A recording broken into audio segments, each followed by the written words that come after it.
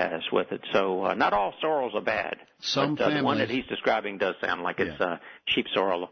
Some families just have a lot of black sheep. In this case, this would be green. There you go. Right. We had Tab sent us an email this weekend as well, and he says, I have patches of horsetail around my pond. How do I get rid of it? I've sprayed I've sprayed it with weed killer, and now I'm even burning it with a blowtorch. Yeah, the horsetail is one of the real all-time toughies. It's a tremendous perennial with a tremendous root system for a perennial. Yeah. You could probably find, because the soils are real moist along there, you could probably find roots that are down feet rather than just inches. And out 150 And most feet. of the weed killers don't work on it because it just doesn't move down to the root system very well. So what the experts would say usually, and I'm not sure I'd want to do this around a pond. I think I might kind of let it, kind of be there. But some of the experts would say cut it in early spring, cut it down close, and be careful that the spores and try to do it before the spores are developing on the ends.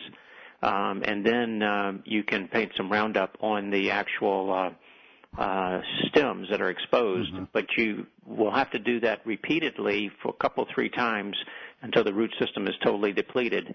But I'm not even sure that I would want to do that next to my pond. I've heard people in what I'll call our agricultural community, various crops and so on, that speak to it being many hundreds of feet as well as deep. It runs, and it's a crop spoiler in some cases. Yes, so, right, and it's not a bad looking weed. It's kind of a pretty, the way that the fluff comes up on the shoots, and has like a bamboo-like stem that almost seems like it's hollow. It's a very primitive plant. It's more like a fern, but it's not really a fern. It bears some old-fashioned names. Most of them are spelled in 4-letter words. Well, because it's poisonous to livestock. Yes.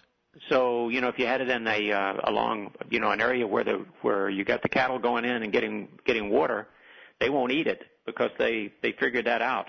Yep. What to eat and what not to eat, and it's just not a nice one. Well, it's one that I say it in jest, of course, but it's one of those where I tell people to consider calling a realtor.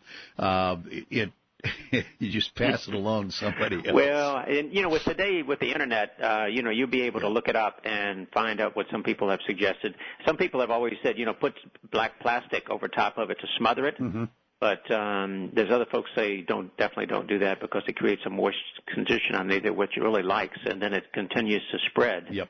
And you don't have enough black plastic to cover once it starts to creep out the edge. Yeah, well, and as I say, I mentioned that in jest, but I know that it is an evil that is very difficult to manage in home locales as well as along streams and out into fields and so on. So I don't know. I don't have a good answer for him on this one.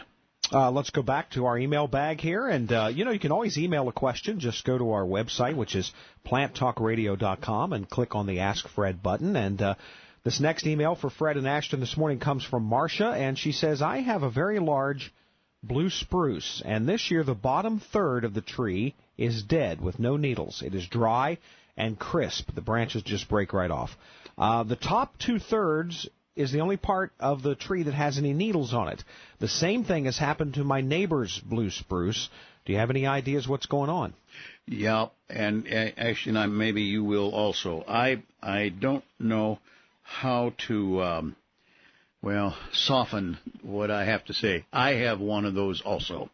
It was doing beautifully. It is still alive. It is the top third now, not 2/3.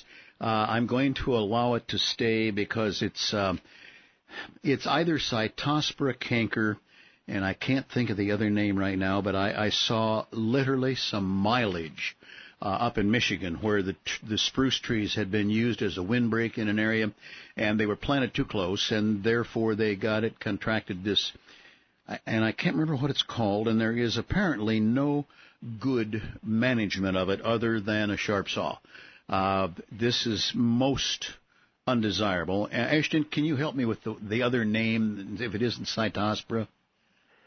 No, but canker. If you're thinking that both are cankers, they have and. That's what I'm guessing from her yeah. description. Are you seeing a deformed area on the bark that's right near where this is? Is that what you're looking for a canker? Or trying to think of something that folks could look for. Well, yes, and there's also some oozing at the juncture from trunk to branch. It's a bad place on the main trunk. Right. And so that's what and it's a fungus, and it's like you say, there's no real good control for it. No, unfortunately not. And you don't think it's mites or something like that? No, I don't. Now that is, of course, a possibility, but spider mites like spruce. Yeah, they do, and they can be devastating. But when it's this quick a kill or this quick of a let's just say damaged area, I'm going to bet that it's this. Oh, my. The disease escapes me. There is no good management of it, unfortunately. And one of my very favorite plants when they're used in the right place is a blue spruce. And I have, for the last 3 years now, backed off on recommending the tree in any kind of congested area. By that meaning where the wind won't come in and dry the trees early in the morning, this kind of thing that can help slow down the advance of the disease. But I'm afraid in her tree and her neighbor's tree as well as mine, it's just going to continue to die up and be gone. My yard is in a 45-year-old community. Many of our trees have grown up and are absolutely beautiful, doing what we wanted them to do, but they slow the wind, they slow the drying, etc. And when it comes to competition between a spruce, unfortunately blue spruce as well as others, and a deciduous tree, the deciduous tree almost always wins in a way, except for ash. Now, that, of course, has its other problems and so on, and it's devastating. That's all there is to it. And let's go back to the emails. So we have one from Martin, and Martin writes in, I have some arborvitae plants that have grown quite tall. I'd like to cut them back about 25%. Is that possible, and should I do it in the fall or spring? Well, I'm going to start that off, and Ashton, you may have another feel. Arborvitae is an evergreen. It does die from the stem out, but it's a natural death. It's the loss of formerly active stem tips and so on, so that when you are dealing with cutting back 25%, if you're looking from a second-story window, you're going to look down into some dead center area. But I know that it can be done. I have done it personally. I've done it, recommended it for people, etc. I would say 25% is. I would rather he'd almost back off to 20% 1 year and then go the next. And then as far as the year is concerned, I would not do it yet. But then anytime, Ashton, you mentioned that Thanksgiving dinner, anytime after Thanksgiving where the plants have gone into the winter dormancy and so on, I think it could be done, and I would certainly have it done by late March, very earliest part of April, before any growth starts. And then the plant can just kind of take on off from there. I'd also be inclined to just lightly side dress some fertilizer down through to give them, as well as any plant you cut back hard, give them just a bit of a pick-me-up. Where do you stand on that, Ashton? You're by far the arborist. I'm the turf guy. But let me ask you a question, Fred. Sure. If you had a choice of, if you're doing your 20% cutback, if you're just cutting off the 20% of a limb at the tip, or if you got a choice of taking that limb all the way back to the main trunk, okay, and taking out certain limbs to open it up a little bit so light can get down into the center, which way would you go? Well, I would say all of the above in a way. Now, I wasn't thinking that. He's probably wanting to just simply alter their apparent ability to grow taller. And that's kind of where my mind was coming in. However, I just looked at some arborvitae the other day. They have removed a limb of a sugar maple that was shading them, and they have really, let's just say, come back again this year. So selective pruning to open the plant up would be good to get some new growth started down inside. But if he's just wanting to, so to speak, top them, which is sometimes an ugly word, but I think he could just simply pick a level line, hang a string in the tree, a stick, whatever he wants to do, and cut them at that height. I believe he could do it, and then maybe open them up, etc. So it's kind of a mixed bag. And, yeah, I know you're the turf man, but I have a hunch you've looked at an arborvitae or two also. Yes. 1-866-PLANT TALK with 2 T's. That's the toll-free number. More from Fred and Ashton coming up next. Stick with us. This summer at Franklin Park Conservatory and Botanical Gardens, the gardens are in full color. Walk amidst tropical and native butterflies in flight in the indoor Pacific Island Water Garden. View the conservatory's bonsai collection and experience the exhibition Origami in the Garden. Find details at fpconservatory.org.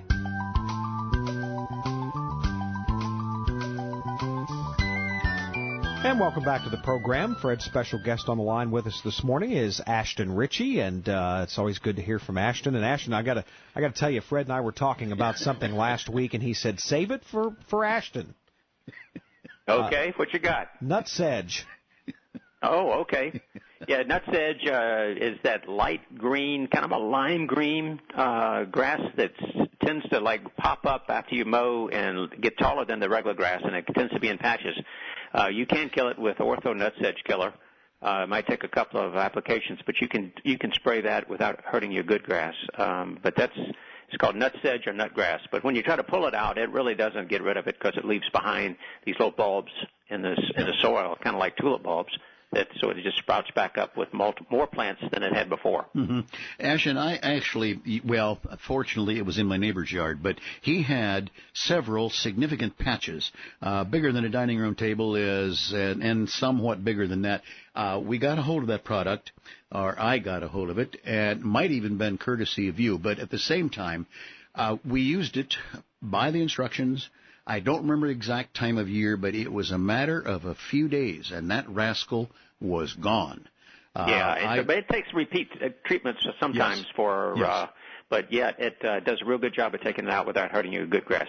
This is the time of year where you got, we've talked about it's important to feed your lawn. Mm-hmm. A couple of times this year. You might have some areas to seed, as we talked, but this is also a great time to do weed control. So when you're putting down your winter lawn food, if you've got weeds, then you might use a weed and feed as one of your feedings this fall. And I totally agree with that. And I've found, and I think it was you, again, maybe 4 or 5 years ago, I mentioned the violence that I was going to do to violets.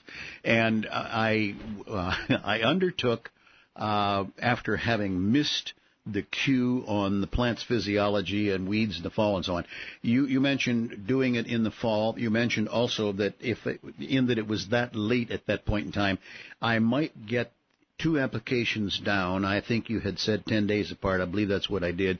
And yet the weed persisted until green up time in the spring. And it up and died when the lawn was coming along. It actually apparently picked up the weed killer, took it down into crown, roots, etc., and then it just simply quit doing anything over the winter and then had no power left to come back in the spring. And I was most pleased with that recommendation. Now I want to know how I get the violets out of my hosta bed, but that's another. Oh, yeah, I can't help you with your hosta bed. But as far as the lawn, if you're going after wild violets, the best of the ortho weed begons to use would be the chickweed and clover killer. That's the one for the wild violets. But the other ortho weed begons do a good job if you just have a few weeds like the ground ivy and some of those that we have this time of year. Well, I actually was thinking you could help me. I was going to invite you to come north for a week. I would water the lawn again ahead of time so the weeds were easy to pull, and you and I could chat while we're mutually on our hands and knees pulling those rascals. Well, I'm great at supervising. I'm not sure about the hands and knees part, but well, I think you and I have both moved into a supervisory position, which we've earned the right to do at this point. Absolutely. And now wait 1 second. Before we let you go, Ashton, you have to settle a bet. Okay. Between me and Fred, because I told Fred, I said, there is absolutely, positively no way that I will ever be caught cutting my grass after Thanksgiving. I think Fred cuts his grass in January. I'm not sure, but now to me that's the cutoff date. I'm not doing it. That's the time I work on my potbelly. So you tell me. Do I need to mow after Thanksgiving? Yeah, you're supposed to keep mowing that grass as long as it's growing, and I've never here we are seen talking about feeding the grass to keep it growing, but a lot of the